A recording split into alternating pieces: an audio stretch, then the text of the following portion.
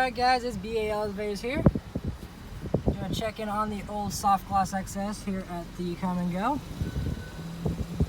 That's good news. The receipt printer has been returned and the power has been returned to the pay station. However, the unit is still out of service.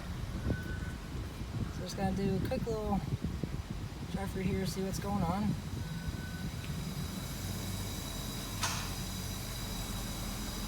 Something's hissing real bad. Got error code 84 on the pad. You have the original Softgloss XS unit still sitting here.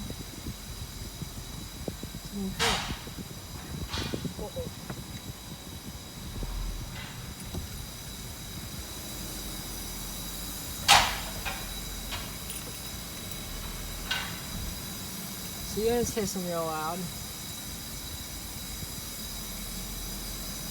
So is either here or a pneumatic unit over there.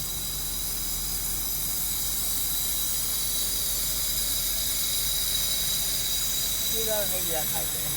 Anyway, it is still out of service. However, it does look we have some promise of it eventually being returned to service. Alright, thank you guys so much for watching, and that'll be all.